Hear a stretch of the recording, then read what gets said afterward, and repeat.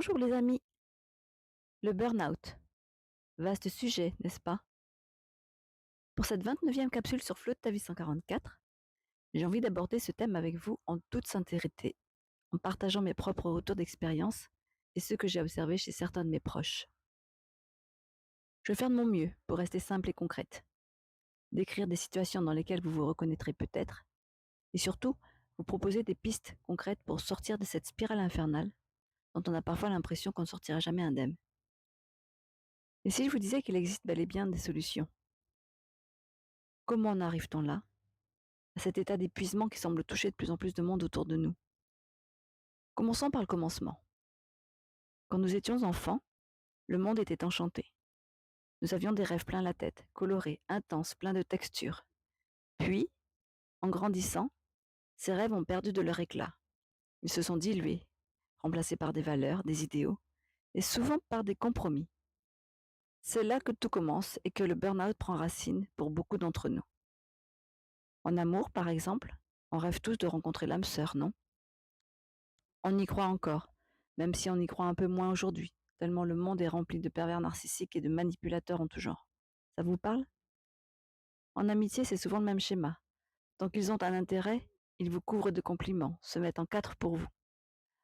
En mode séduction, ils déploient des tonnes de stratégies pour vous émouvoir, vous rallier à leur cause. Et une fois qu'ils ont obtenu ce qu'ils voulaient, ils se transforment en démons. Petite alerte, si quelqu'un est un peu trop insistant sur les compliments, tu es trop belle, trop intelligente, trop ceci ou trop cela, ou trop généreux d'un coup, faites appel à votre discernement. Certains ont un blanc derrière la tête, et vous en faites partie. Au moindre faux pas, vous découvrez leur vrai visage. En couple, c'est pareil. On se fait une belle image de la vie à deux. Au début, ça peut y ressembler.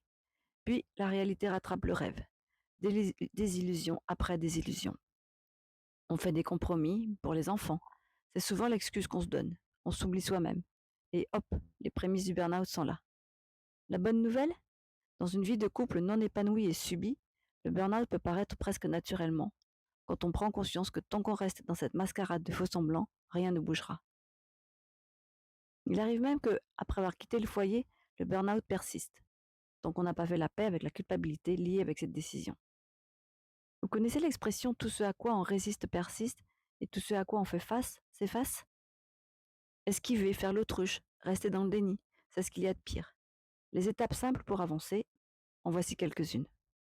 Acter qu'on est malheureux dans cette situation, premier pas énorme. Agir en conséquence pour en finir avec ce qui nous mine. Briser la glace des silences et des non-dits. Faire la paix avec la décision prise sans remords ni regrets. Avancer vers une nouvelle vie, même si certains dommages collatéraux brisent le cœur. Vous savez de quoi je parle selon les cas. Et ne rejetez pas sur l'autre la faute. Ne rejetez pas tout sur l'autre, c'est trop facile. En réalité, le vrai boulet, c'est nous. C'est nous qui nous sommes mis dans cette cage dorée et qui avons fermé la porte. La clé, elle est en nous, souvent enfouie. Il faut du courage pour aller la chercher. Et un beau jour, tourner la serrure pour s'échapper. Tout conflit entre nos attentes, nos idéaux, nos valeurs, nos rêves d'enfant et la réalité finit par mener au burn-out. C'est notre responsabilité de protéger notre sphère de bien-être.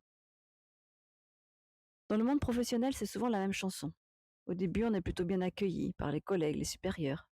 Puis, à la première occasion, certains n'hésitent pas à humilier, comme s'ils se vengeaient de ce qu'ils ont vécu avant, ou juste pour montrer qui est le chef. Le monde du travail peut être impitoyable quand on n'est pas à un poste clé, ou quand nos compétences ne sont pas reconnues à leur juste valeur. La vie nous rattrape. On fait comme tout le monde.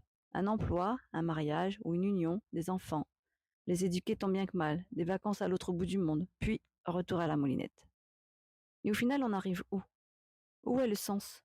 Où sont passés nos rêves, nos idéaux, nos valeurs? Courir après un job alimentaire qui nous use jour après jour. Il y a ceux qui savent qu'ils sont en burn-out, mais ne savent pas comment en sortir. Et puis, il y a ce que je ressens comme un burn-out généralisé, à l'échelle de la société entière. Le monde va de déconfiture en déconfiture. Ai-je besoin de donner des exemples? Tout porte à croire que les beaux jours ne sont pas pour demain. Avec l'agenda de ces élites qui nous gouvernent, allons plutôt dans le sens inverse. De ce que je perçois, et ça n'engage que moi, ce burn-out collectif est en partie orchestré.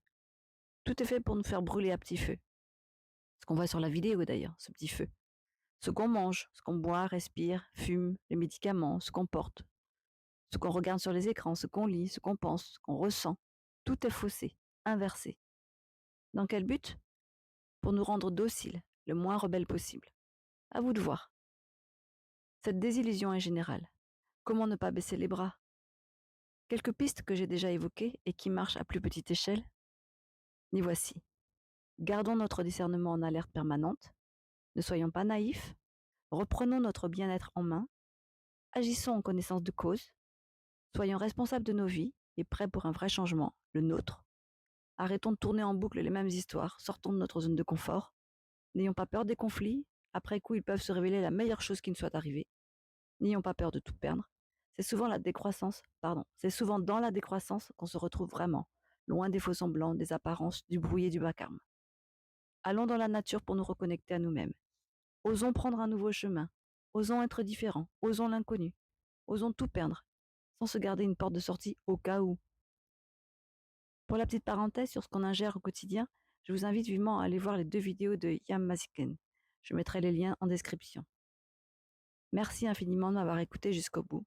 Merci de continuer à me suivre et de soutenir la chaîne.